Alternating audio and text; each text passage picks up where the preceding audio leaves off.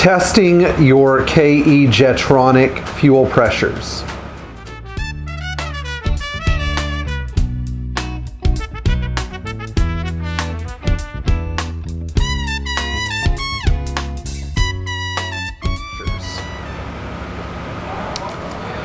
So I get a lot of questions about this from my different subscribers, and so I figured it was finally time to make a video about this, and I said today's the day. So what we have is the KE Jetronic fuel distributor out of a 560 SEL, and this fuel distributor is exemplary of KE systems. This is not for plain old KE Jetronic. So it has the attachment for an EHA right here, and then you have your lines, of course, and you have your inlet and outlet ports. So maybe that looks more familiar right there. But today I've got to show you where to hook up your gauges and what you're going to be reading for. So this is my KE Jetronic fuel gauge bundle. Now, the first thing that we're going to do is in the bottom of this fuel distributor, you see there's the build tag here. You're going to see a port, and this port is usually covered with a 12mm plug. So you're going to take your fuel pressure gauge setup, and notice right here we've got a coupler for a pressure gauge, and we've got an on and an off valve. So the on and off valve are pretty important.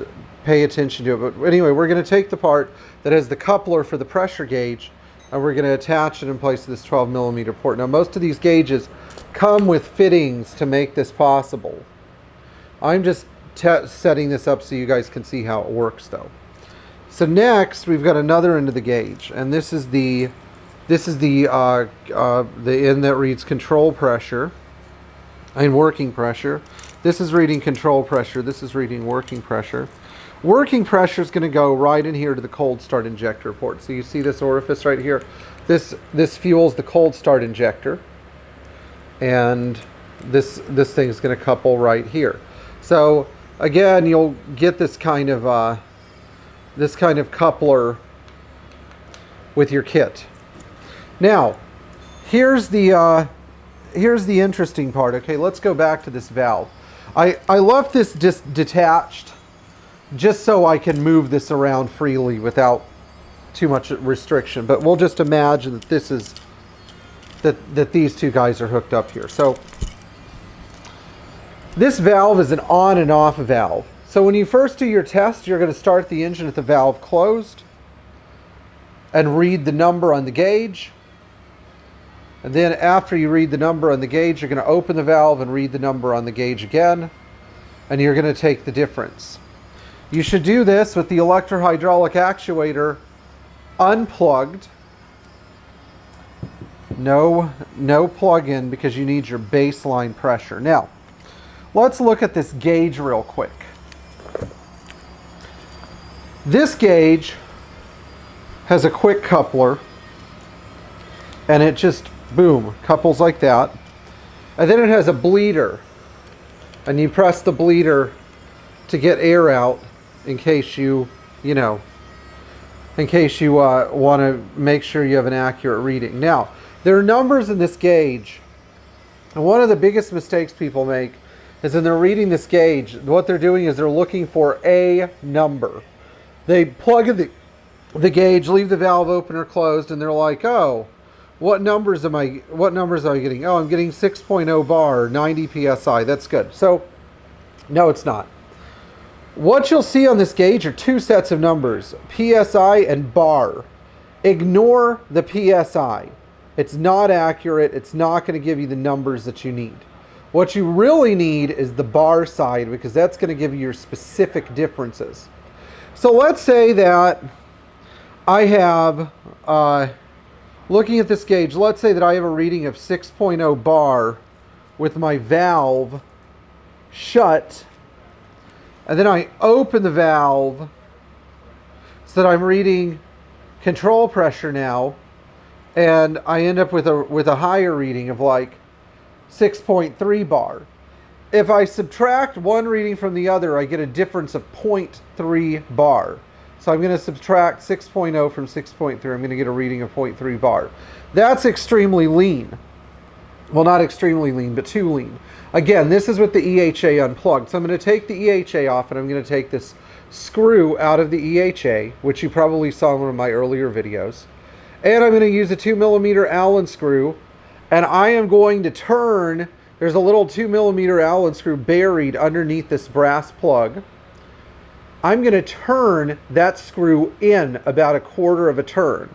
Then I'm going to put the EHA back on, start the engine, and then I'm going to read again. I'm going to look for a control pressure of 6.0 and a working pressure of 6.4.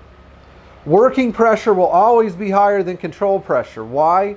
Because working pressure is the raw pressure from your fuel pumps, and control pressure is the modified pressure that the EHA is reducing to make the car run properly. So keep that in mind. So let's say I get a reading of 6.4 working, and I get a control pressure reading of 6.0.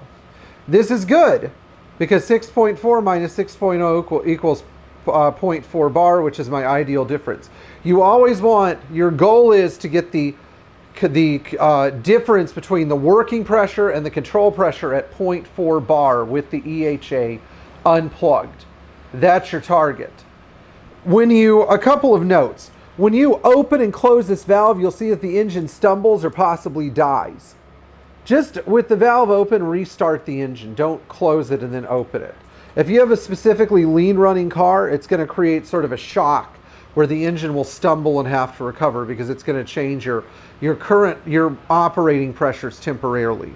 Number two, observe fire safety rules. You're playing with gasoline here, have a fire extinguisher handy.